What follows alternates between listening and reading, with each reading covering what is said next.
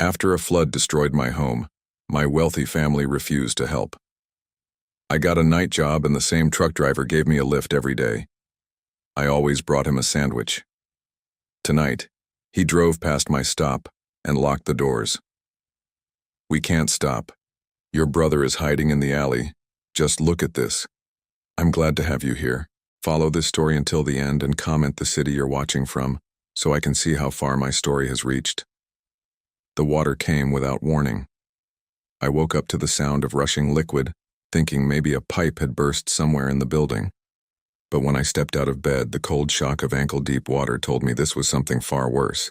Hurricane Helena had dumped 3 days of rain on our small Alabama town, and the creek behind my neighborhood had finally surrendered to the pressure. I'm Neil, 63 years old, and until that October morning I thought I had my life figured out. My little house on Maple Street wasn't much to look at, but it was mine. I'd lived there for 12 years ever since my divorce, making the mortgage payments from my job at the hardware store. The house had belonged to old Mrs. Patterson before me, and it still smelled faintly of her lavender sachets and cats. I'd grown to love that smell, but water doesn't care about sentiment. By the time the emergency crews reached my street, everything I owned was either floating or ruined. The volunteers helped me salvage what they could, but there wasn't much.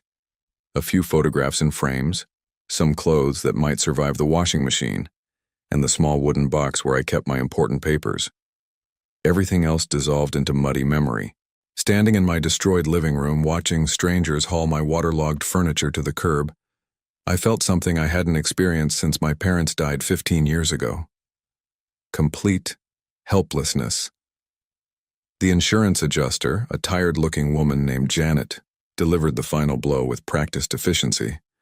Flood damage wasn't covered under my basic homeowner's policy. I'd need to find somewhere else to live while I figured out what came next. That's when I remembered I had family. Katrina lived 23 miles away in Millbrook, in a house that could fit 6 of my old places. My older sister had always been the successful one, the one who'd married well and built a life that looked perfect from the outside. Robert, her husband, owned 3 car dealerships, and Katrina managed a boutique real estate firm that catered to wealthy clients. They'd never had children, but they had money, plenty of it. I hadn't spoken to Katrina in almost 2 years, not since our last awkward Christmas dinner where she'd made subtle comments about my simple lifestyle while showing off her latest kitchen renovation.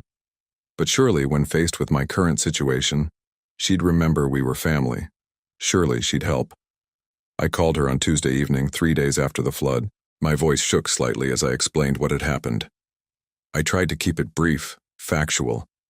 I didn't want to sound like I was begging. "Oh, Neil," she said, and for a moment, relief flooded through me. Her tone sounded concerned, caring. "That's terrible. I saw the news about the flooding down there. I lost everything, Katrina. The insurance won't cover it. I'm staying at the Red Cross shelter right now, but they say it's only temporary. I was wondering if maybe I could stay with you and Robert for a few weeks, just until I get back on my feet." The silence stretched so long I thought the call had dropped. When she finally spoke, her voice had changed completely. Gone was the concern, replaced by something cold and distant. "Neil, you know Robert and I don't have space for house guests. We're very private people. I wouldn't be any trouble. I just need a place to sleep and shower. I can help around the house, pay you rent as soon as I find work." Another pause. "Neil, I'm going to be honest with you because that's what family does. You're 63 years old. Maybe it's time to think about whether you've made the right choices in life." The words hit me like a physical blow. "What do you mean?" "I mean you're living paycheck to paycheck in a flood zone, with no emergency savings, no backup plan. That's not bad luck, Neil. That's poor planning." I gripped the phone tighter, feeling heat rise in my chest. "Katrina, I worked for 37 years. I paid my bills, I kept a roof over my head. One natural disaster doesn't make me irresponsible. Doesn't it? Mom and Dad taught us both the value of preparing for the future. I listened. You chose to coast through life working at a hardware store, renting apartments, buying houses you couldn't properly insure. Those are choices, Neil. They have consequences. The cruelty in her voice was breathtaking. I'd known my sister could be judgmental, but this was something else entirely. This was calculated meanness. So you won't help me? I didn't say that. I'm helping you by being honest. What you need isn't a handout. You need to take responsibility for your situation and figure out how to improve your life. Robert and I worked hard to build what we have. We can't be expected to bail out everyone who makes poor decisions. Everyone. As if I were just another charity case she'd decided didn't deserve her attention. I'm your brother, Katrina. And I love you, but love doesn't mean enabling destructive patterns. If you really want to change your life, you'll find a way to do it yourself. Character is built through adversity, not through getting rescued. She used the same tone she might use to decline a dinner invitation. Polite but firm, final. I hung up without saying goodbye. That night, lying on a cot in the Red Cross shelter listening to the snores and whispers of 30 other displaced people, I stared at the ceiling and tried to make sense of what had happened. My own sister had essentially told me I deserved to lose everything because I wasn't wealthy like her. She'd turned my crisis into a character evaluation and found me lacking. The next morning I walked to the nearest employment office and took the first job they offered. Overnight custodial work at a medical office complex. The pay was $800 a week, enough to rent a small apartment and buy groceries if I was careful. It wasn't the life I'd planned for my retirement years, but it was survival. The apartment I found was a studio in an old building downtown, $550 a month, including utilities. The previous tenant had been a college student who'd left behind the smell of instant noodles and marijuana. The walls were thin enough that I could hear my neighbors' conversations, and the heating system made sounds like an angry ghost. But it was mine. My first night of work, I met Samuel. He was parked outside the medical building when my shift ended at 6 a.m., sitting behind the wheel of an 18-wheeler with Morrison Logistics painted on the side. When I walked past, he rolled down his window. "You the new night guy?" he asked. His voice was rough but friendly, weathered by years of truck stop coffee and highway diesel fumes. "That's me," I said. "I deliver medical supplies here twice a week. Been wondering who they got to replace old Edgar." He studied my face with pale blue eyes set in a road-worn face. "You look beat, brother. Long walk home?" "About 4 miles. Not too bad." Samuel shook his head. "Nah, that's too far for a man your age after working all night. Hop in, I'll give you a ride." I hesitated. I'd grown up being taught not to accept rides from strangers, but something about Samuel felt trustworthy. Maybe it was his directness, or maybe I was just too tired to care about safety. The inside of his truck was surprisingly clean and organized. It smelled like black coffee and pine air freshener, with a hint of the vanilla candle hanging from his rearview mirror. The radio played quiet country music, and the heater worked perfectly. "Name's Samuel," he said as we pulled out of the parking lot. "Samuel Morrison.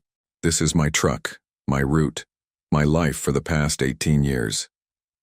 Neil, and thank you for this. You didn't have to." "Course I did. That's what people do for each other. Where am I dropping you?" I gave him my address, and we rode in comfortable silence for a few minutes. Samuel was about my age, maybe a little younger, with gray hair and hands that showed the calluses of hard work. Everything about him spoke of a man who understood what it meant to struggle. "Mind if I ask what brought you to the night shift?" he said as we turned onto my street. I found myself telling him about the flood, about losing my house, about starting over at 63. I didn't mention Katrina's rejection. That humiliation was still too fresh to share with anyone, even a kind stranger. "Damn," Samuel said when I finished. "Mother Nature's got a mean streak, that's for sure. But you're working. You got a roof over your head. That's something." When he stopped in front of my building, I reached for my wallet. "What do I owe you?" Samuel waved me off. "Brother, if I charged every person I helped get home safe, I'd be the richest trucker on the road and the loneliest man alive. You just take care of yourself." The next Thursday he was there again when my shift ended, and the Thursday after that. By the 4th week, it had become routine. Samuel would finish his delivery, I'd finish my cleaning, and we'd ride home together as the sun came up over the Alabama hills. Our conversations grew longer. I learned that Samuel had been married for 28 years to a woman named Grace who died from cancer 3 years earlier. He had 2 grown daughters who lived in California and worried about him driving long haul at his age. He'd been thinking about retirement, but the road was the only life he'd ever known. Grace always said I was too stubborn to quit, he told me one morning as we sat in his truck outside my building, neither of us in a hurry to end our conversation. She was probably right. I started bringing coffee for both of us and then pastries from the bakery down the street. Eventually, I began making sandwiches the night before work. Ham and Swiss, turkey and provolone, whatever looked good at the grocery store. Samuel always protested, said I didn't need to feed him, but he ate every bite. Man could get used to this kind of service, he said one morning, unwrapping a roast beef sandwich I'd made with horseradish sauce the way my ex-wife used to like it. You're gonna spoil an old trucker. Least I can do for the taxi service, I replied, but we both knew it was more than that. Samuel had become the bright spot in my upside-down life. Our morning rides were 20 minutes of easy friendship in a world that had suddenly turned cold and complicated. Sometimes he'd tell me stories about the places his roots took him, the people he'd met in diners and truck stops across the South. Other times we'd sit in comfortable silence watching the town wake up around us. Samuel never asked about my family, never pushed for details about my past. He seemed to understand that some stories took time to tell. What I didn't tell him was how much those rides meant to me. After Katrina's rejection, after losing everything I'd thought was permanent in my life, Samuel's kindness felt like proof that decent people still existed. He didn't know anything about my bank account or my life choices. He just saw a man who needed help getting home, and he provided it without judgment or conditions. For 3 months, this became my new normal.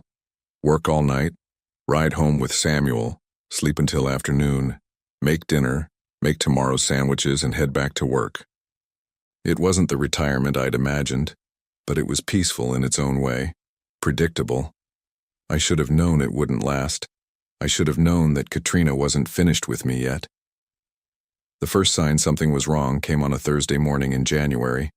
Samuel and I were sharing coffee in his truck after my shift, watching the sunrise paint the sky orange and pink above the medical building, when he mentioned seeing my landlord. "Funny thing," Samuel said, unwrapping the turkey and Swiss sandwich I'd made him. "Yesterday when I was making my delivery, I saw Bob Jenkins talking to some woman in a fancy car out front of your building. Bob Jenkins owned half the rental properties in downtown, including my studio apartment.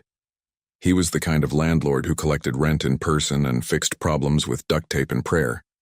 I'd only spoken to him twice since moving in. Did he say what it was about?" I asked, though I couldn't imagine why anyone would need to discuss my tenancy with a stranger. "Nah, but she was asking a lot of questions, real interested in who lived where, how long they'd been there, that kind of thing." Bob looked uncomfortable, kept shaking his head.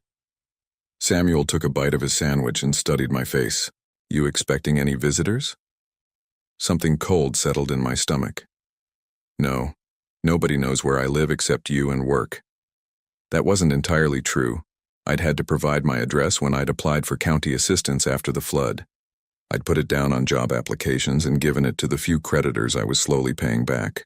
But I couldn't think of any reason someone in a fancy car would be asking my landlord questions about me. "Probably nothing," Samuel said, but his tone suggested he didn't quite believe it. "Just seemed odd is all." I tried to push it out of my mind, but the feeling of unease lingered. That evening, as I was getting ready for work, my phone rang. The number looked familiar, but I couldn't place it. "Hello, is this Neil Holloway?" The voice was crisp, professional. "Yes." "This is Margaret Collins from Riverside Hospital. I'm calling about the custodial position you applied for last month." I frowned. I hadn't applied anywhere else. I was barely managing my current job, but I needed the income. "I think there's been a mistake. I didn't apply to Riverside." "Really? That's strange. We received your application and were going to offer you an interview, but then we got some concerning information about your work history." My pulse quickened.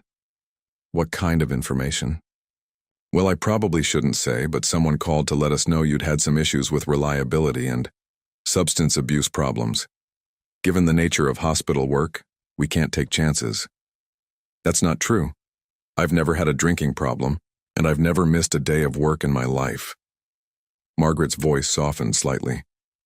I'm sorry, Mr. Holloway. I'm just telling you what we were told. If there's been a misunderstanding, maybe you should contact whoever provided that reference. She hung up before I could ask who had called them. I stared at my phone, trying to make sense of what had just happened. Someone had not only submitted a fake application in my name, but had also called to sabotage my chances of getting hired. Who would do such a thing? And why? The answer came to me slowly, like ice water dripping down my spine. The next morning, I asked Samuel to drive past Katrina's neighborhood on our way to my apartment.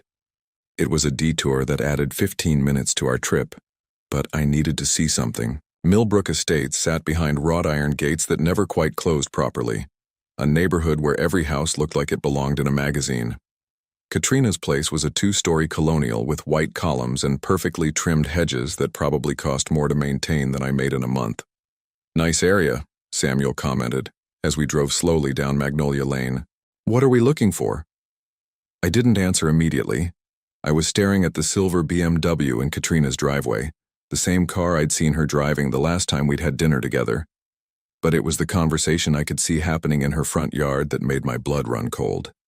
Katrina was standing next to her mailbox, talking animatedly to a man in a brown uniform. Even from a distance, I could see her gesturing emphatically, shaking her head, making the same kinds of hand movements she'd used as a child when she was lying to our parents about broken dishes or missing cookies. Keep driving, I said quietly.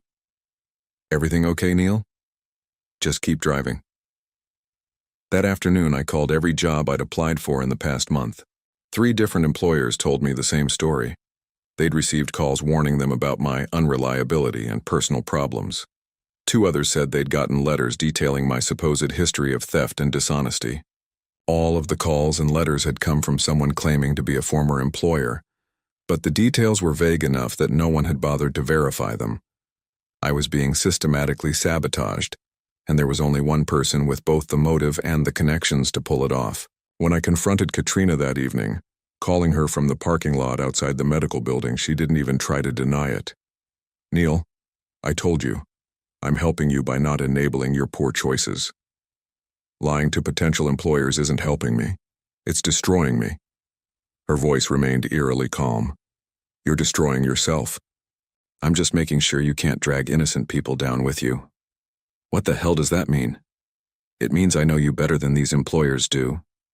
I know your pattern of taking the easy way out, of expecting other people to solve your problems. If you got hired somewhere better, you'd just coast along until the next crisis, and then you'd be calling me again, begging for help. The cruelty in her reasoning was breathtaking. She was sabotaging my attempts to improve my situation while claiming she was doing it for my own good. You're my sister, I said, my voice shaking with anger. We're supposed to look out for each other. I am looking out for you. I'm forcing you to confront the reality of your situation instead of running away from it. You need to learn to solve your own problems, Neil. You're too old to keep depending on other people. I'm not depending on anyone. I'm working, I'm paying my bills, I'm trying to rebuild my life. With whose help? That truck driver who gives you rides? The charity workers who found you your apartment? You're still looking for people to rescue you instead of rescuing yourself. I hung up on her, but her words followed me into work that night. Was she right? Was I just another charity case looking for handouts and shortcuts? No. I'd worked every day since the flood. I'd taken the first job offered to me and shown up consistently. I was slowly paying back the money I'd borrowed from the Red Cross. I wasn't asking for rescue. I was asking for the basic decency that family members should show each other. But Katrina's campaign of sabotage was working. Over the next few weeks, I applied for dozens of positions and heard back from exactly none of them.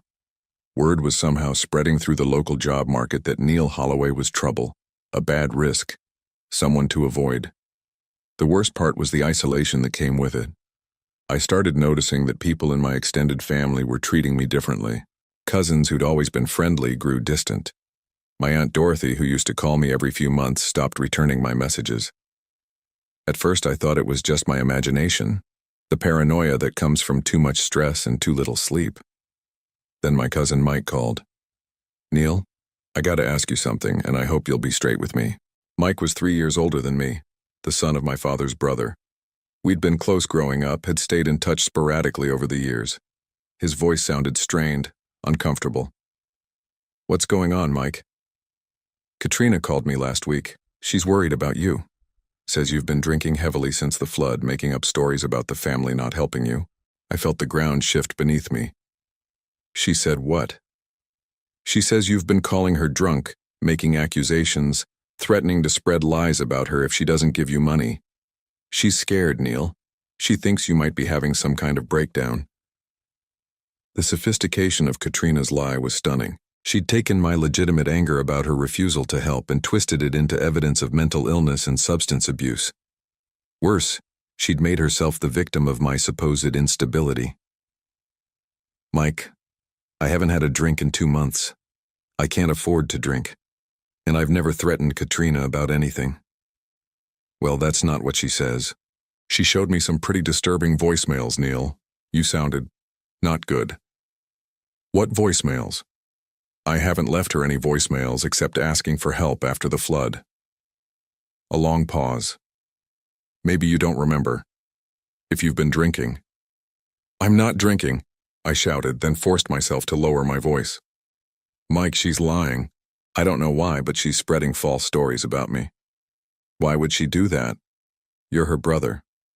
It was the same question I'd been asking myself for weeks.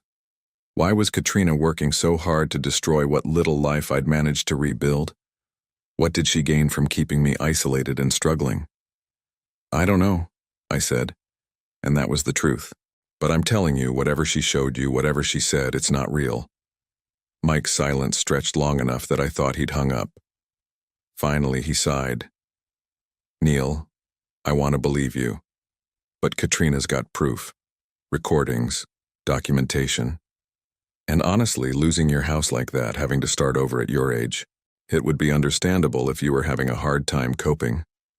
After he hung up, I sat in my studio apartment staring at the wall and trying to piece together what was happening.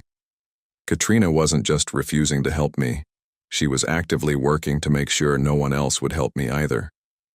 She was systematically destroying my reputation, my relationships, and my opportunities for improvement. But why? What could she possibly gain from keeping me isolated and desperate? The answer came to me during my shift that night, while I was mopping the floors of the medical building and thinking about the conversation with Mike. Katrina had mentioned something during our last fight, something I'd been too angry to process at the time. She'd said she knew my pattern of expecting other people to solve my problems. She'd talked about me calling her again when the next crisis hit. As if she was certain there would be a next crisis. As if she was counting on it. For the first time since this nightmare began, I started to wonder if there was something Katrina was afraid I might discover.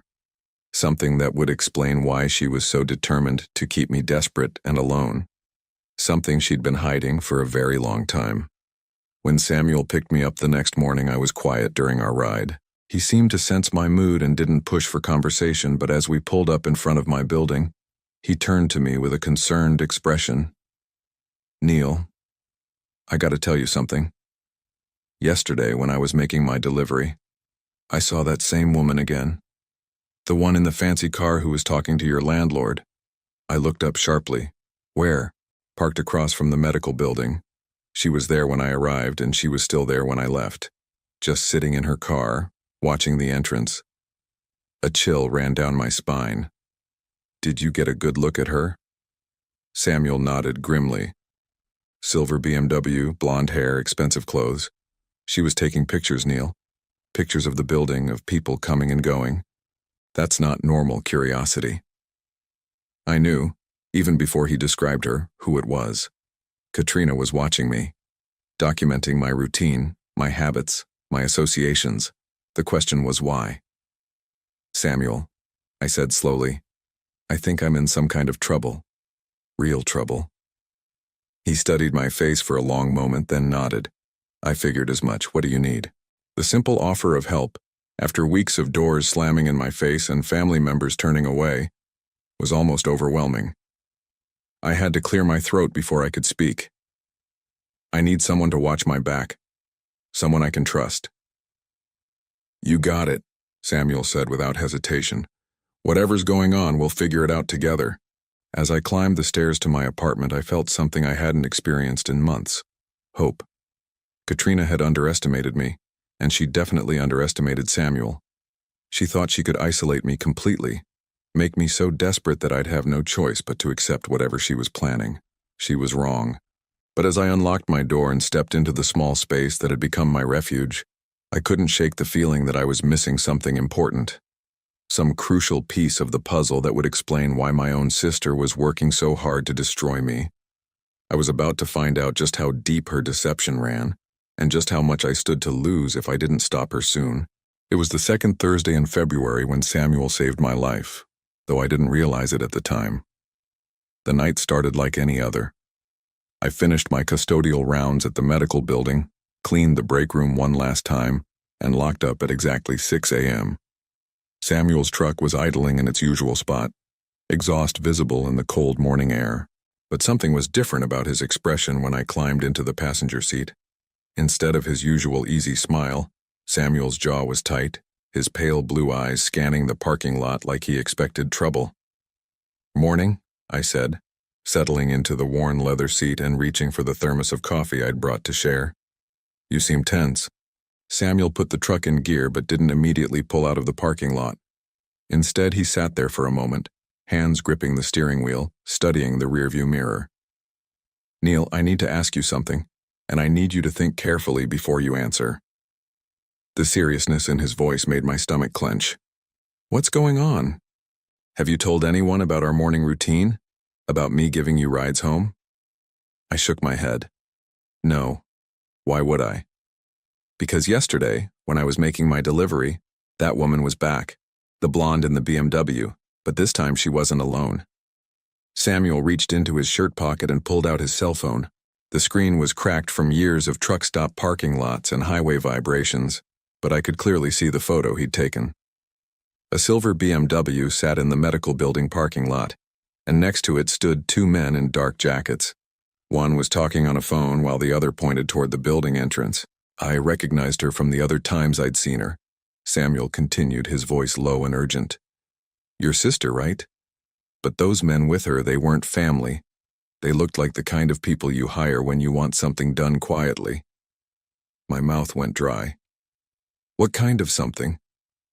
"The kind where someone gets hurt." Samuel's fingers drummed against the steering wheel. "Neil, I've been driving truck for 18 years. I've seen enough bad situations to know when one's brewing. This isn't just about job applications anymore." I stared at the photo, trying to process what I was seeing. Katrina with hired muscle, watching my workplace, planning something that required backup. The implications made my head spin. "What do you think they want?" "I think," Samuel said slowly, "they want you gone. Question is whether that means out of town or something more permanent." The words hit me like ice water. My own sister was planning to have me hurt, maybe killed. It seemed impossible, but looking at the evidence on Samuel's phone, I couldn't deny what was happening. "Did you hear anything they said?" Samuel nodded grimly. I parked where I could listen without being seen. The blonde, your sister, she was giving instructions. Something about making it look like an accident, about timing it right so nobody would ask questions. My hand started shaking. "An accident?" "She mentioned something about you walking home alone, about how dangerous the neighborhoods can be for an elderly man, how easy it would be for someone to get mugged, maybe beaten too badly to recover." The casual cruelty of it was breathtaking. Katrina wasn't just planning to have me hurt. She was planning to make it look random, like urban violence that happened to strike an unlucky target. No one would investigate too deeply. No one would suspect family involvement. "There's more," Samuel said, scrolling through his phone. I managed to record some of their conversation. He pressed play and suddenly Katrina's voice filled the truck cabin, tinny but clear through the phone's small speaker. "Has to happen soon. He's getting suspicious, asking too many questions. If he starts digging into the past." A male voice interrupted her, gravelly and professional. "What about the truck driver? He's become a complication." Handle him too if necessary. Make it look like they were both in the wrong place at the wrong time. My blood turned to ice. They weren't just planning to hurt me. They were planning to hurt Samuel because he'd been kind enough to help me. Because he'd become the one person in my life who might ask questions if something happened to me. Samuel stopped the recording and looked at me with grim determination. That's when I decided to take action. Whatever your sister is hiding, whatever she's afraid you might find out, it's big enough that she's willing to kill for it.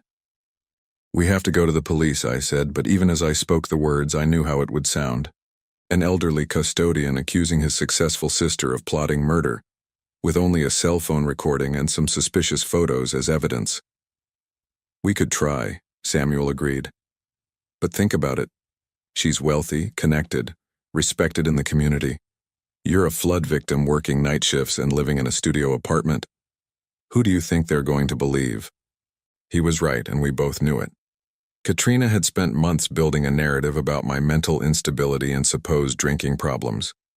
If I went to the police now, claiming she was trying to have me killed, it would just confirm everything she'd been telling people about my deteriorating mental state. So what do we do? Samuel smiled for the first time that morning, but it wasn't a pleasant expression. We'd turn the tables. See, your sister made one crucial mistake. What's that? She assumed I was just some dumb trucker who wouldn't notice what was happening. She underestimated both of us. Samuel put the truck in gear and pulled out of the parking lot, but instead of heading toward my apartment, he turned in the opposite direction. We're not going to your place this morning, Neil. It's not safe. Where are we going? Somewhere we can figure out what your sister is really afraid of you discovering. Because people don't plan murders over family disagreements, brother. They plan them over secrets. Big, expensive secrets. As we drove through the awakening city, Samuel laid out what he'd observed over the past few weeks. Katrina's surveillance hadn't been random or casual. She'd been tracking my routine with military precision, noting when I worked, how I got home, who I talked to. She'd been building a profile of my vulnerabilities, looking for the perfect opportunity to strike. The thing is, Samuel said as we pulled into the parking lot of a 24-hour diner on the outskirts of town, she's been watching you for weeks, but I've been watching her too. And yesterday, I followed her after she left the medical building. Where did she go? To a law office downtown. She was there for almost 2 hours, came out carrying a briefcase and looking nervous. After that, she went to the bank. Then she made a stop that really got my attention. Samuel parked the truck and turned to face me fully. She went to a storage facility on Industrial Boulevard, Unit 237. She had a key, went in alone, stayed for about 20 minutes. When she came out, the briefcase was gone. My mind raced. What do you think was in the briefcase? Documents. Papers that are important enough to hide but accessible enough to retrieve quickly when needed. Samuel's expression grew thoughtful.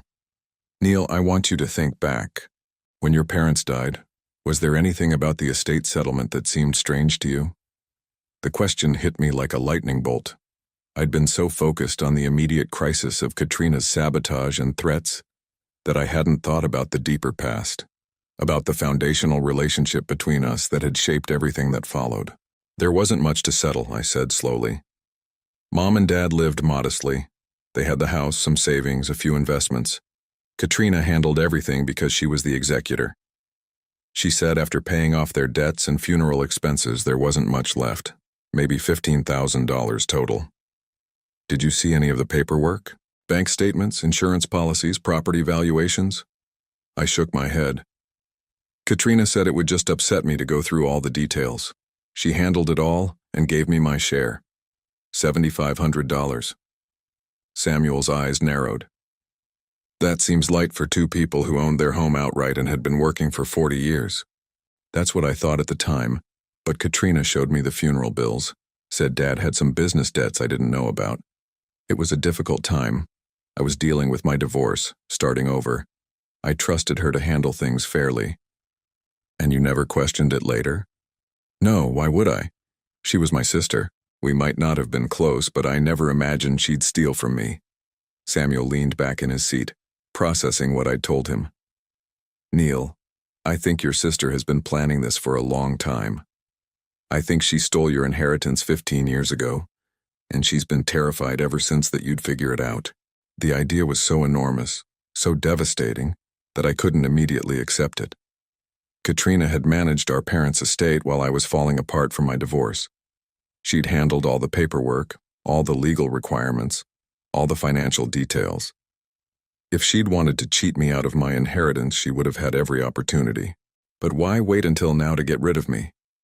If she stole my inheritance 15 years ago, why not just leave me alone to live my life in ignorance? Because something changed recently. Something that made her afraid you'd start asking questions. Samuel's voice grew urgent. Think, Neil. What's different now compared to 6 months ago? I considered the question, running through the major changes in my life since the flood. Losing my house, taking the night job, meeting Samuel, dealing with Katrina's rejection and sabotage. Then it hit me. The flood insurance claim, I said quietly. When I was trying to get compensation for my house, the insurance company required documentation going back years. Property records, ownership history, any inheritance or gift documentation that might affect the claim. Samuel nodded. They were looking for anything that might give you additional resources or legal standing.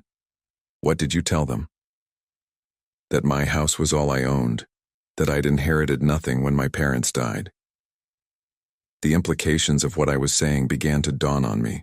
But if that wasn't true, if there was an inheritance I didn't know about, then you might have had grounds for a much larger insurance claim. Or if the inheritance included property, you might have had other options for rebuilding. Samuel's voice grew grim. And if you'd started digging into your family's financial history to support your insurance claim, you might have discovered what really happened to your parents' estate. We sat in silence for a moment, watching early morning commuters stream past the diner windows. The implications of Samuel's theory were staggering. If Katrina had stolen my inheritance, she'd been living off money that was rightfully mine for 15 years. Worse, she'd watched me struggle through job loss, divorce, and now the flood, all while sitting on resources that could have helped me. We need proof, I said finally. We need to get into that storage unit, Samuel agreed. But that's going to be tricky. It's a secure facility and we can't exactly ask Katrina for the key. What about breaking in? Samuel shook his head. Too risky. Security cameras, alarms, possible felony charges if we're caught. We need a smarter approach. Like what? Samuel's smile returned, and this time it held a hint of mischief. Like following her the next time she visits it. Your sister's been planning your demise for weeks, but she's made one crucial error. Which is, she doesn't know that we know what she's planning. She thinks she still has the element of surprise. Samuel started the truck engine. But tonight, we're going to turn the tables. Tonight, we're going to find out exactly what Katrina's been hiding. As we drove toward a motel where Samuel said I could stay safely until evening, I felt something I hadn't experienced in months. Hope mixed with righteous anger. Katrina had spent weeks making me feel like a burden, like a failure who deserved his misfortune. She'd isolated me from family and sabotaged my attempts to rebuild. But if Samuel was right, if she'd been stealing from me all along, then everything made sense. Her refusal to help after the flood wasn't about tough love or character building. It was about preventing me from getting back on my feet enough to start asking inconvenient questions about the past. Samuel, I said as we pulled into the motel parking lot, whatever we find tonight, I want you to know that you've given me something I thought I'd lost forever. What's that? The knowledge that I'm not alone. That someone gives a damn whether I live or die. Samuel's weathered face softened. Brother, family isn't about blood. It's about who stands by you when the world falls apart. You've got family, you've just been looking in the wrong places.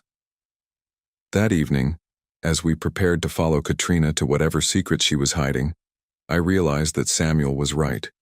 I'd spent my entire adult life believing that family meant unconditional support, that blood relations would always protect each other. But sometimes the people who share your DNA are the ones who hurt you most. And sometimes the people who become your true family are the ones who show up in 18-wheelers with coffee and sandwiches, ready to risk everything to help a stranger find justice. Tonight, we were going to discover just how deep Katrina's betrayal ran. And tomorrow we were going to make sure she paid for every lie she'd told and every dollar she'd stolen. The reckoning was coming. Samuel and I spent that day at the Sunrise Motel, a faded establishment on the highway where the rooms rented by the week and nobody asked questions about why a trucker and an elderly custodian were planning what amounted to surveillance. Samuel had registered under a false name and paid cash, explaining to the desk clerk that we were taking turns driving and needed somewhere quiet to rest. The room smelled like disinfectant and old carpet, but it felt safer than my studio apartment. Samuel had brought supplies, a pair of binoculars, a camera with a telephoto lens, energy bars, and 2 thermoses of coffee. He'd also brought something I hadn't expected, a laptop computer. "My daughter got this for me last Christmas," he explained, opening the silver device on the scratched motel table. "Said I needed to join the 21st century. I mostly use it for email and checking weather reports, but it's got one feature that's going to help us tonight." He clicked through several screens until a map appeared, showing our location and the surrounding area. "GPS tracking. If we can get close enough to your sister's car, I can attach a magnetic tracker I borrowed from my dispatcher. We'll know everywhere she goes."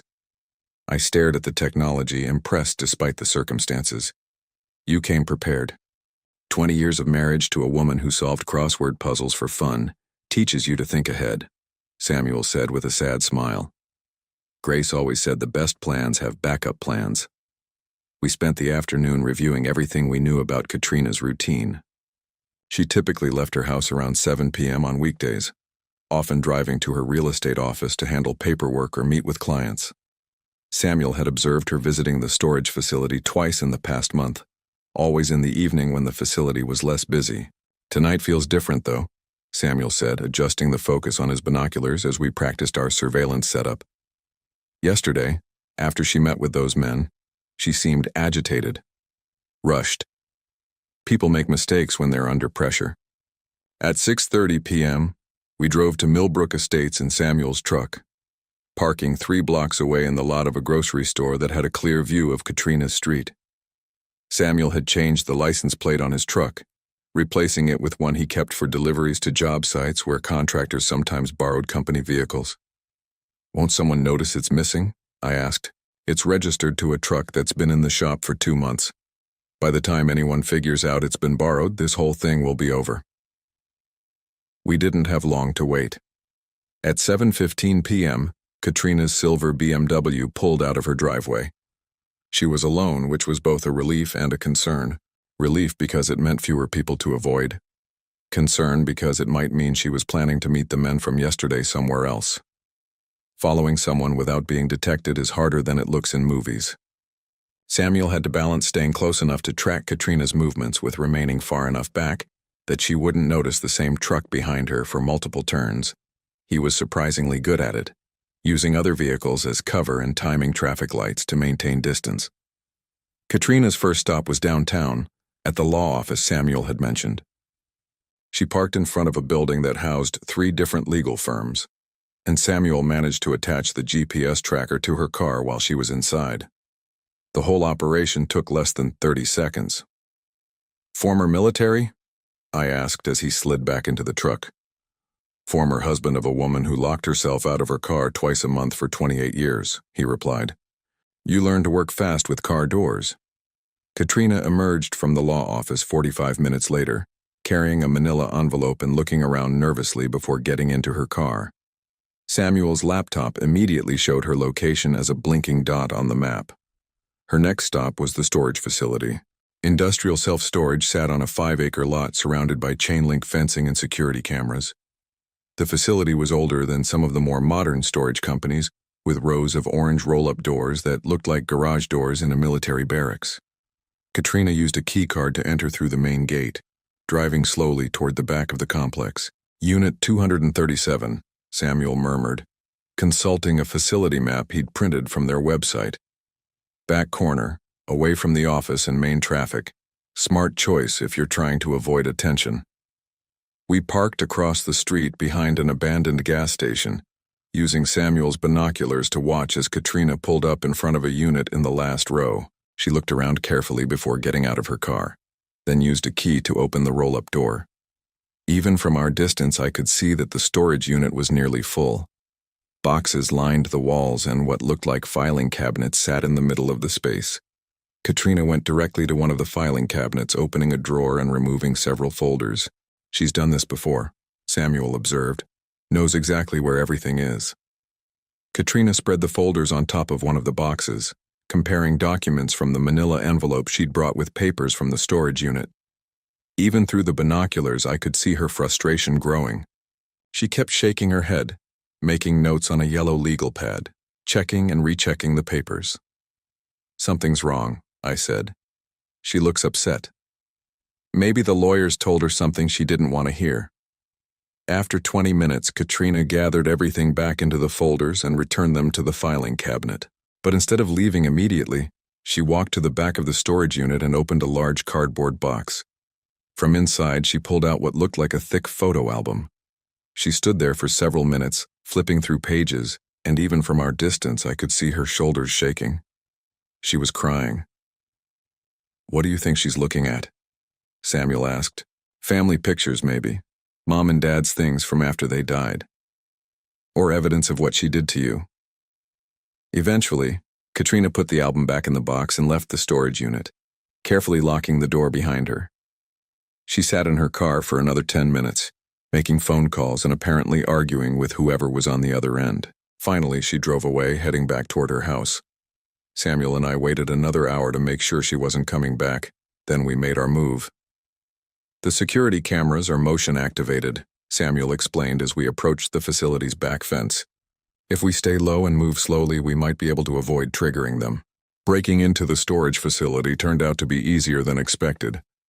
The back fence had a gap where one of the posts had been damaged, probably by a delivery truck backing up too close. We squeezed through the opening and made our way to Unit 237, staying in the shadows between buildings. The lock on Katrina's unit was more sophisticated than the standard padlock most people used, but Samuel had come prepared for that too. From his jacket pocket, he produced a set of lockpicks that looked like they belonged in a spy movie. "Another skill learned during your marriage?" I asked. "Grace had a habit of locking herself out of everything," he said with a grin, working the picks with practiced efficiency. "Cars, houses, her jewelry box, you name it. I got tired of calling locksmiths." The lock clicked open after 5 minutes of careful manipulation. Samuel lifted the roll-up door just enough for us to crawl inside, then closed it behind us and turned on a small flashlight.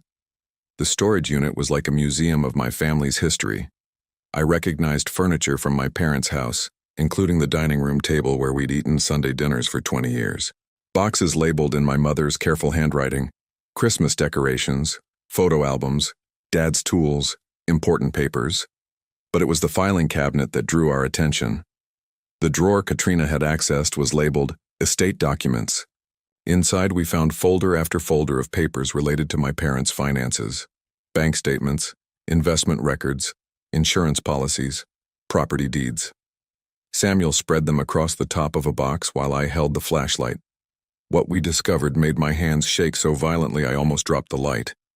My parents hadn't been struggling financially when they died. They'd been wealthy. Bank statements showed account balances totaling over $300,000. Investment portfolios detailed stocks and bonds worth another $120,000. Most shocking of all was the life insurance policy.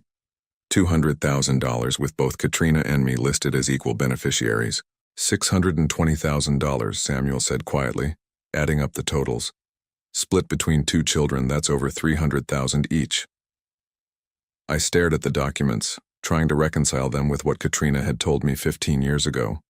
She'd said our parents died nearly broke, that after paying debts and funeral expenses there was only $15,000 to split between us. "Look at this," Samuel said, holding up another folder. "Probate court documents." The official estate filing showed the same numbers we'd just discovered, but attached to it was a second set of documents filed 6 months later that told a completely different story. The revised filing claimed that additional debts had been discovered, reducing the estate's value to exactly $15,000. "What kind of debts?" I asked. Samuel flipped through more papers until he found what looked like loan documents. Business loans guaranteed by your father. Equipment purchases for a company called, let me see, Morrison Landscaping Services. My father never owned a landscaping company. He worked at the phone company for 37 years. No, but look at the signature on these loan documents. Samuel held up the papers so I could see them clearly. That's not your father's handwriting. He was right. The signature was close, but the loops and angles were subtly different from the documents I knew my father had signed. Someone had forged his name on loan agreements totaling over $400,000, then used those fake debts to justify stealing most of the inheritance. She created fake companies, fake loans, fake debts, I said, the enormity of the fraud beginning to sink in. She stole everything and made it look legal. And she's been living off your money for 15 years, Samuel added grimly. That house, that car, that real estate business she's so proud of, all of it built with your inheritance. We continued searching through the files, finding more evidence of Katrina's systematic theft. She'd been careful, methodical, creating a paper trail that would survive casual scrutiny while hiding the documents that proved the fraud. Most devastating was a folder labeled Neil Personal Information. Inside were copies of my divorce papers, employment records, credit reports, and what looked like surveillance photographs taken over the years. Pictures of me going to work, shopping for groceries, attending my ex-wife's wedding to her new husband. Katrina had been watching me for over a decade, documenting my life, making sure I never got successful enough to start asking questions about the past. She's been planning this for years, Samuel said, studying a timeline written in Katrina's handwriting. Look at this. The timeline started 15 years ago with estate settled, and satisfied with explanation. It continued through various milestones in my life. N lost job, struggling financially. N divorced, distracted. N moved to Maple Street house, isolated from family. The most recent entry was chilling. Hurricane Helena, opportunity to eliminate problem permanently. She's been waiting for the right moment to get rid of you, Samuel said. The flood was perfect because it made you desperate and alone. But it was the last folder in the filing cabinet that revealed the full scope of Katrina's desperation. Inside were recent bank statements showing her current financial situation, and it wasn't good. The real estate business was failing, bleeding money every month. Her personal accounts were nearly empty. She'd burned through most of my inheritance and desperately needed more money to maintain her lifestyle. She's broke, I said, staring at the numbers. After 15 years, she's spent it all. Which is why she can't afford to let you find out the truth, Samuel replied. If you discovered the theft and sued her, she'd lose everything. The house, the business, maybe even face criminal charges. So she decided to kill me instead. Not just kill you. Make it look like an accident so she could claim your life insurance too. One final score to solve her money problems. We spent another hour photographing documents with Samuel's camera, building a comprehensive record of Katrina's fraud. As we worked, I felt my shock transform into something harder and colder. Rage. My sister hadn't just stolen my money. She'd stolen 15 years of my life watching me struggle and fail while she lived comfortably off my inheritance. She'd sabotaged my relationships, destroyed my opportunities, and planned my murder, all to cover up her original crime. We have enough, Samuel said finally, packing up his camera. Bank records, forged documents, proof of the real estate values. Any court in the country would convict her. Good, I said, my voice steady despite the anger burning in my chest. Because I want her to lose everything just like she tried to make me lose everything. As we prepared to leave the storage unit, Samuel found one more piece of evidence that changed everything. Hidden behind the filing cabinet was a small metal box, the kind banks use for safe deposit storage. Inside were the original copies of my parents' wills, insurance policies, and property deeds. The real documents that Katrina had hidden while she submitted forged copies to the probate court. But most damaging was a handwritten letter from our father, dated just weeks before his death. To my son Neil, the letter began, I want you to know that the money your mother and I are leaving behind comes from 40 years of hard work and careful saving. We've always been proud of both our children, but we've worried that Katrina's lifestyle and spending habits might not serve her well in the long run. That's why we're leaving the house and land to you, along with the larger share of our savings. Katrina will receive enough to be comfortable, but we trust you to use your inheritance wisely and perhaps help your sister if she truly needs it. Take care of yourself, son. We love you, Dad. I read the letter 3 times before the full impact hit me. My parents hadn't just left me an equal share of their estate, they'd left me the majority, along with a request to help Katrina if necessary. Instead, she'd stolen it all and spent 15 years making sure I'd never be in a position to discover the truth. Neil, Samuel said quietly, we need to get out of here. We've got what we came for. As we replaced everything in the filing cabinet and prepared to leave, I made a decision that would change both our lives forever. Samuel, I want to thank you for everything you've done. But from here on out, this gets dangerous. Katrina's already planning to hurt you because you've been helping me. You should disappear. Change your route, stay away from me until this is over. Samuel looked at me like I'd suggested he abandon a wounded soldier on a battlefield. Brother, I didn't come this far to walk away now. You've got proof of what she did, but you still need help bringing her down. Besides, she threatened Grace's memory when she threatened me. That makes this personal. She could have you killed. She could try, Samuel said with grim determination.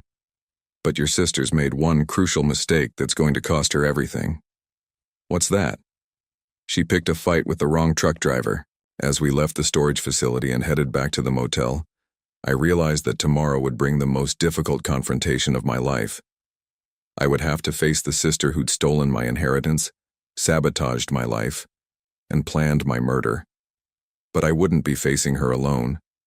The meeting was set for 10 a.m. at the Millbrook Country Club, neutral territory where Katrina felt comfortable and confident. Samuel had suggested the location, reasoning that she'd be less likely to bring hired muscle to a place where she was known and respected. I'd called her the night before, using a calm, defeated tone to request one final conversation about our family situation. I've been thinking about what you said, I'd told her over the phone, about taking responsibility for my choices. Maybe you're right. Maybe it's time I stopped fighting and accepted reality. The relief in her voice had been audible. Oh, Neil, I'm so glad you're finally seeing reason. We can work something out, I'm sure. Something that's fair for everyone. Fair? The word had almost made me laugh. Samuel dropped me off 3 blocks from the country club, parking where he could watch the entrance with his binoculars. We'd planned every detail of the confrontation, including multiple exit strategies in case things went wrong. The manila envelope in my hands contained copies of every document we'd found, organized in chronological order to tell the complete story of Katrina's 15-year deception. Remember, Samuel had said as I got out of the truck, she's going to deny everything at first. Don't show her the evidence all at once. Let her dig herself deeper with each lie. The Millbrook Country Club looked like something from a movie about wealthy Southern families. White columns, manicured lawns, and the kind of understated luxury that whispered rather than shouted about money. I'd never been inside before, but the hostess recognized Katrina's name and led me to a private dining room overlooking the golf course. Katrina was already there, sitting at a small table with her back to the window. She was dressed impeccably as always, in a cream-colored suit that probably cost more than I made in a month. Her blonde hair was perfectly styled, her makeup flawless. She looked every inch the successful businesswoman, the responsible sister who'd built a life worth envying. She also looked nervous. "Neil," she said, standing to greet me with a careful smile. "You look better. Have you been getting more sleep?" I sat down across from her, placing the manila envelope on the table between us. "I've had a lot to think about lately." "I'm sure you have. And I want you to know that I've been thinking too, about our relationship, about how we can move forward as a family." The waitress brought coffee without being asked, apparently part of Katrina's regular routine. I waited until we were alone again before responding. "I've been thinking about Mom and Dad," I said, "about what they would have wanted for us." Katrina's smile softened, becoming more genuine. They would have wanted us to take care of each other, to be there for family when times get hard. "Is that what you've been doing? Taking care of me?" In my own way, yes. I know it might not seem like it, but tough love is still love, Neil. Sometimes caring about someone means not enabling their mistakes. I nodded thoughtfully. You're probably right. I've made a lot of mistakes over the years. Poor financial decisions, bad planning, not preparing for emergencies. Exactly. Katrina leaned forward slightly, encouraged by my apparent agreement. But it's never too late to change. You're still relatively young, still capable of building a better life for yourself. With your help? Well, within reason. I can't just hand you money, Neil. That would only reinforce the patterns that got you into trouble in the first place. But maybe we could find you a better job, a better place to live. Something more suitable for a man your age. Something more suitable. Like a grave, I thought, but didn't say. That's very generous, I said instead. But I have to ask you something, and I need you to be completely honest with me. Katrina's expression grew cautious. Of course. What is it? When Mom and Dad died, when you handled their estate, was there really only $15,000 left after paying their debts? The question hit her like a physical blow. I saw her stiffen, saw her carefully composed expression flicker for just a moment before she regained control. Neil, we've been over this. I showed you all the paperwork at the time. The funeral expenses, the outstanding bills, the legal fees. There wasn't much left. But there could have been more originally before the debts were paid. Yes, there was more initially. But you have to understand, Mom and Dad had made some financial commitments that weren't immediately obvious. Business loans, guarantees for friends, things like that. Her first lie. Samuel had been right about letting her dig herself deeper. What kind of business loans? Oh, you know Dad. He was always trying to help people, co-signing for neighbors who needed equipment loans, that sort of thing. Very generous, but not always wise. Equipment loans for what kind of business? Katrina's pause was barely perceptible, but I caught it. Landscaping equipment, I think. Or maybe construction. I'd have to check the records to be sure.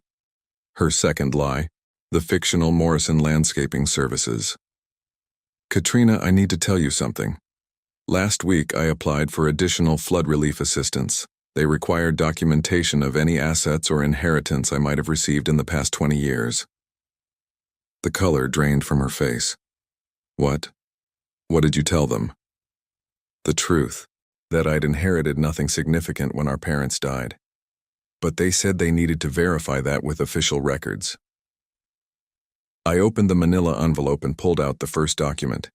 The original probate filing showing the estate's true value. This is what they found. Katrina stared at the document, her hands trembling slightly as she recognized her own handwriting on the legal forms.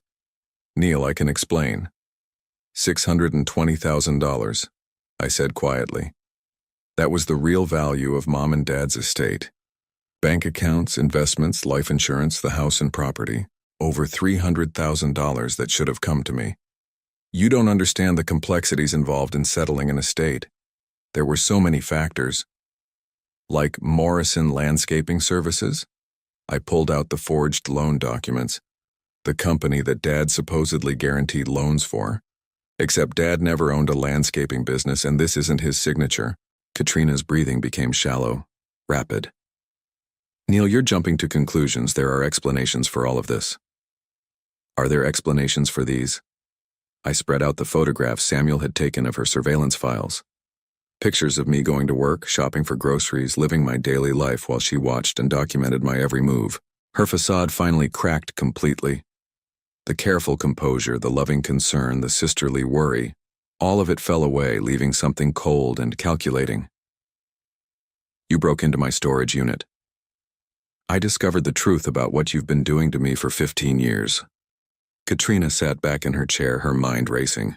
I could see her weighing options, considering damage control strategies, trying to find a way to spin the situation to her advantage. Even if some of the paperwork was irregular, she said carefully, that doesn't change the fundamental facts. Mom and Dad trusted me to handle their affairs. They knew I would make responsible decisions. Responsible decisions like forging Dad's signature on loan documents, like stealing my inheritance and watching me struggle for over a decade. I didn't steal anything. I made executive decisions about how to distribute assets in a way that would benefit both of us long term. The sheer audacity of her rationalization was breathtaking. Even caught red-handed with evidence of massive fraud, she was still trying to frame it as good judgment. Benefit both of us?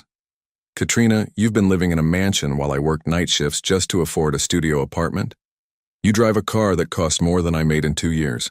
How exactly did stealing my inheritance benefit me? Because you would have wasted it. The words exploded out of her with 15 years of suppressed justification. You would have spent it on some foolish investment or given it to that ex-wife of yours or lost it gambling or drinking. I saved you from yourself. By taking everything that was rightfully mine. By putting it to better use. I built a business, I created value, I made smart investments. Your $300,000 became the foundation for a real estate empire. An empire that's currently bleeding money every month. I pulled out her recent bank statements. You're broke, Katrina. You spent 15 years living off my inheritance and now it's gone. Her eyes widened as she recognized the documents. How did you? The same way I found out about the men you hired to have me killed. The accusation hung in the air between us like a live wire. Katrina's face went completely white, her hands gripping the edge of the table. I don't know what you're talking about. The medical building parking lot.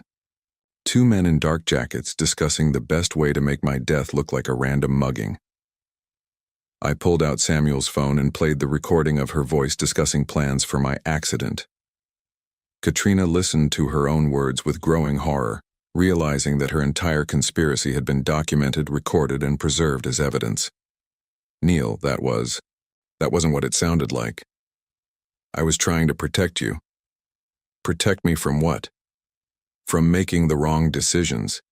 If you'd discovered the truth about the inheritance, you would have sued me, destroyed my life, taken everything I'd worked for. I couldn't let that happen. So you decided to murder me instead. I decided to find a permanent solution to a problem that was spiraling out of control. There it was, the admission I needed. Katrina had just confessed to planning my murder, in a room at her own country club, surrounded by the kind of witnesses who would remember every detail. You hired men to kill me because I might have discovered that you stole my inheritance. I hired men to solve a problem before it destroyed both our lives. I gathered the documents back into the manila envelope, my hands completely steady despite the magnitude of what I'd just accomplished. 15 years of lies, theft, and deception had just collapsed in the space of an hour. Where does that leave us, Katrina? She stared at me with wild eyes, her perfect composure completely shattered. What do you want? I want my inheritance back, all of it, with 15 years of interest. I don't have that kind of money anymore. Then you'll sell the house, the business, everything you bought with my stolen inheritance. You'll liquidate every asset and return what you took from me. And if I refuse? I stood up, tucking the envelope under my arm. Then I go to the police with evidence of forgery, fraud, theft, and conspiracy to commit murder. You'll lose everything anyway. Plus you'll spend the rest of your life in prison. Katrina sat frozen, staring at the table where the evidence of her crimes had been spread out moments before. The reality of her situation was finally sinking in. She'd spent 15 years building a life on stolen money, and now the foundation was crumbling beneath her. You have 48 hours to decide, I said, walking toward the door. After that, I take everything to the authorities and let them sort it out. Neil, wait. Her voice was small, desperate. We're family. Surely we can work something out that doesn't destroy both our lives. I paused at the door, looking back at the woman who had called herself my sister while planning my murder. Family doesn't steal from each other, Katrina. Family doesn't watch each other struggle while living off their pain, and family definitely doesn't hire killers when their crimes are about to be discovered. Please, I'm begging you. You should have thought of that 15 years ago. I left her sitting alone in the country club dining room, surrounded by the luxury she'd built with my stolen inheritance. Through the window, I could see Samuel's truck waiting in the parking lot, ready to take me to the next phase of our plan. For the first time since the flood destroyed my house, I felt like I was finally going home. But the game wasn't over yet. Katrina was cornered now, desperate and dangerous. The next 48 hours would determine whether she'd accept defeat gracefully or fight back with everything she had left. Either way, I was ready for whatever came next.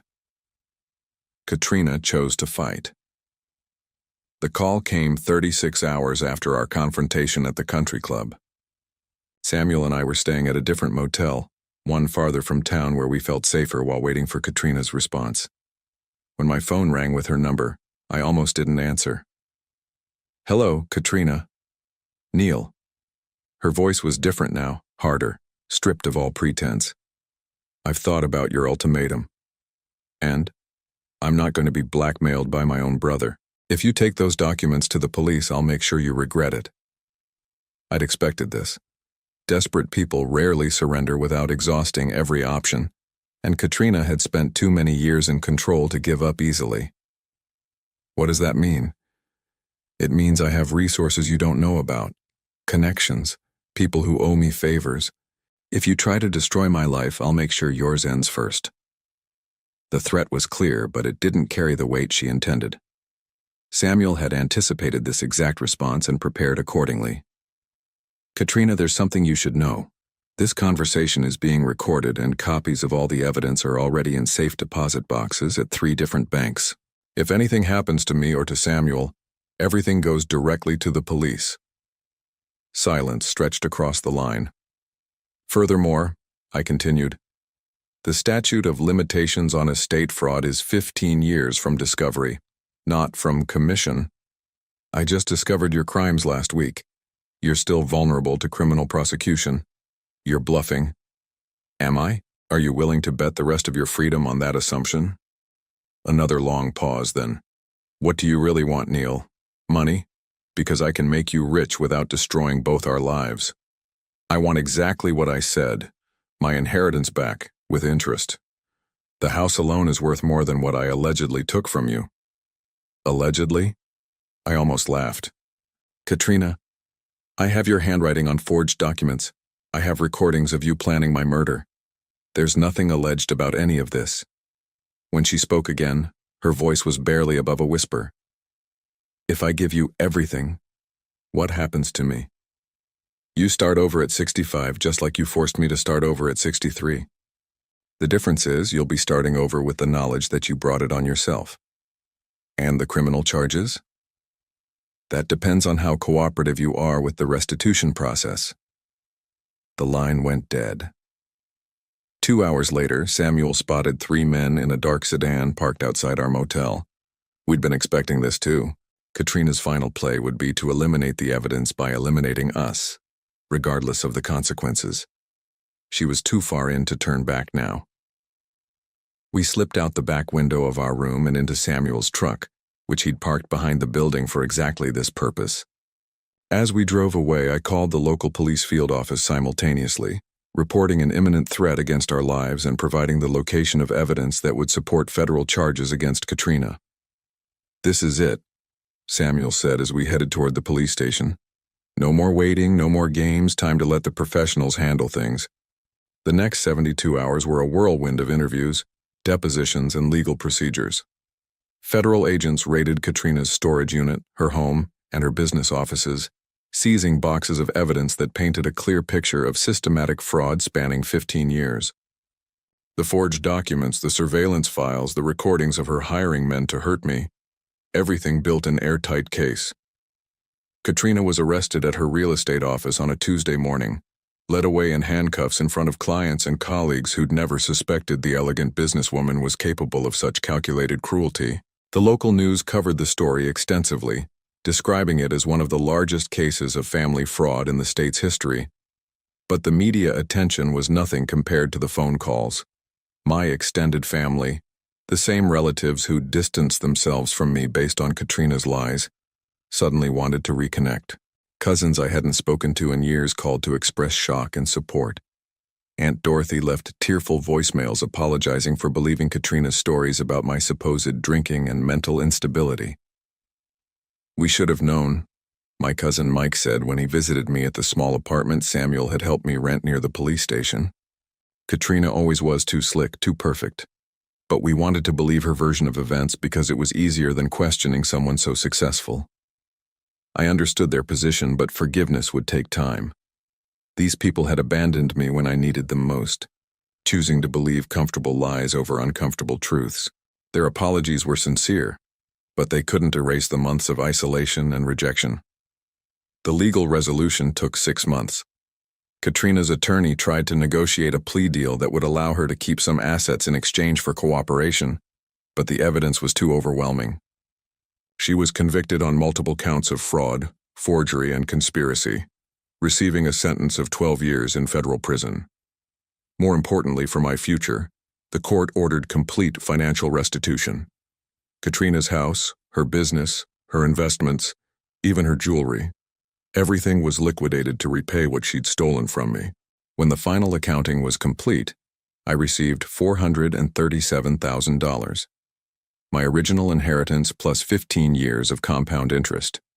For the first time since the flood, I was financially secure. More than secure, I was wealthy enough to live comfortably for the rest of my life without ever working another night shift. But the money, satisfying as it was to recover, wasn't the most important thing I gained from the ordeal. The most important thing was Samuel. "So what's the plan now, brother?" Samuel asked as we sat in the lawyer's office, watching them process the final restitution payments. Big house, fancy car, country club membership? I'd been thinking about that question for weeks, ever since it became clear that justice would prevail and my financial future would be secure. What did a 63-year-old man do with sudden wealth and complete freedom?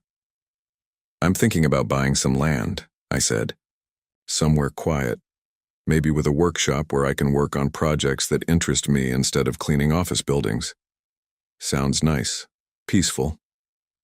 Room for a friend to park his truck when he's between routes. Maybe build a guest house for a retired driver who's ready to stop living out of truck stops." Samuel's weathered face broke into a slow grin. "You offering me a job, Neil?" "I'm offering you a home. A real one, with your own space and no schedule except what we decide for ourselves."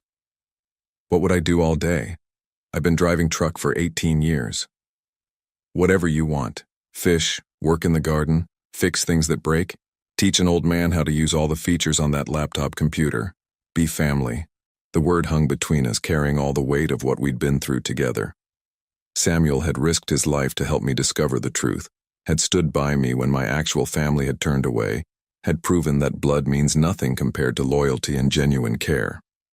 "Family," Samuel repeated thoughtfully. I liked the sound of that. 6 months later, we were living on 43 acres of rolling hills an hour outside of town. The property had a main house, a workshop, and a smaller cabin where Samuel had set up his own space. We'd built a garage for his truck, though he'd officially retired from long-haul driving, and installed a workshop where we could pursue projects that interested us instead of working to survive. The land came with a small pond, perfect for the fishing Samuel had always talked about, but never had time for. We spent mornings on the water, afternoons working on various repair and construction projects around the property, and evenings sitting on the porch sharing stories and planning improvements. It was the first time in my adult life that I felt genuinely at peace. The isolation from my biological family was complete and intentional. Katrina was serving her sentence in a federal facility 800 miles away, and I had no desire to visit or correspond with her. My cousins and extended relatives had been forgiven, but not forgotten. I was polite when they called, but made no effort to rebuild relationships that had proven so fragile. "You don't miss having a big family around for holidays?" Samuel asked one evening as we watched the sunset paint the sky orange and pink over our pond. "I do have family around for holidays," I said, gesturing toward him. "The best kind. The kind that chooses to be here." Samuel nodded, understanding what I meant. Grace had been gone for 3 years when we met, and his daughters lived busy lives across the country. We'd become each other's family by choice rather than accident of birth, bound together by shared experience rather than shared genetics. The phone rang occasionally with business calls about the land, the investments I'd made with my recovered inheritance, or legal matters related to Katrina's case. But mostly our days were quiet and purposeful. We worked when we felt like working, rested when we needed rest, and helped each other with whatever needed doing. One afternoon, while we were building a new shed behind the workshop, Samuel paused in his hammering and looked at me with a thoughtful expression. "You know what I realized the other day?" "What's that?" "For 40 years I worked jobs where other people told me what to do, when to do it, how fast to drive, where to stop. I thought that was just life.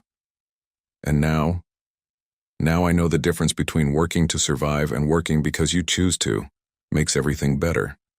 I understood exactly what he meant. The night shift custodial work had been about desperation, about accepting whatever was available just to keep a roof over my head. The projects we worked on now were about satisfaction, about building something we wanted to exist because we enjoyed the process of creation. 2 years after Katrina's conviction, I received a letter from her in prison. The envelope sat unopened on my kitchen table for 3 days before I finally decided to read it. The letter was 5 pages of justification and self-pity, explaining how she'd only been trying to protect me from my own poor judgment, how she'd invested my inheritance wisely until circumstances beyond her control had forced her into desperate measures. She claimed to miss our family relationship and hoped that someday we could reconcile. There was no genuine apology, no acknowledgement of the pain she'd caused, no recognition that her actions had been fundamentally wrong. Even facing 12 years in prison, Katrina was still trying to rewrite history to cast herself as the victim of circumstances, rather than the architect of her own downfall. I burned the letter in the fireplace that evening, watching the pages curl and blacken until they became ash. Samuel didn't ask what I'd decided about responding to her. He understood that some relationships can't be repaired because they were never genuine to begin with. "No regrets?" he asked as the last of the letter disappeared into flames. "None," I said, and meant it completely. On my 66th birthday, Samuel and I hosted a small celebration on our land. A few neighbors we'd grown friendly with, the lawyer who'd helped recover my inheritance, and one of the agents who'd worked Katrina's case. Nothing elaborate, just grilled food and conversation as the sun set over our pond. 3 years ago, I was sleeping on a cot in a Red Cross shelter.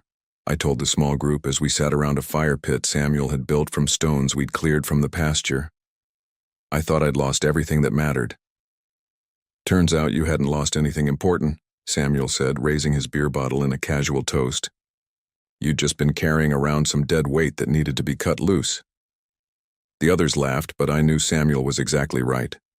Losing my house in the flood had felt devastating at the time, but it had led me to discover truths that needed to be revealed and connections that needed to be made. If the hurricane hadn't forced me into that night shift job, I never would have met Samuel. If I hadn't been desperate enough to ask Katrina for help, I might never have learned about her betrayal.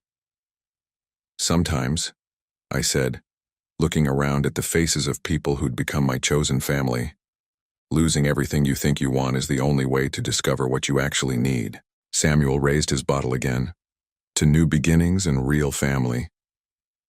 "To home," I said, gesturing toward the land around us, the workshop where we spent our days, the cabin where my best friend lived, and the house where I slept without worry or fear. As our small group talked and laughed around the fire, I reflected on how completely my life had changed. 3 years ago, I'd been a man without family, home, or hope.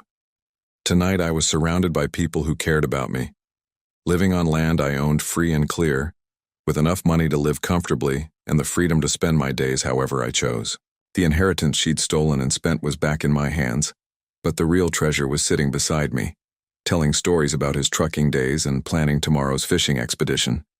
I'd started this journey believing that family was about blood, that home was about property, and that security was about money. Now I knew that family was about loyalty, home was about peace, and security was about having people in your life who would stand by you when everything fell apart.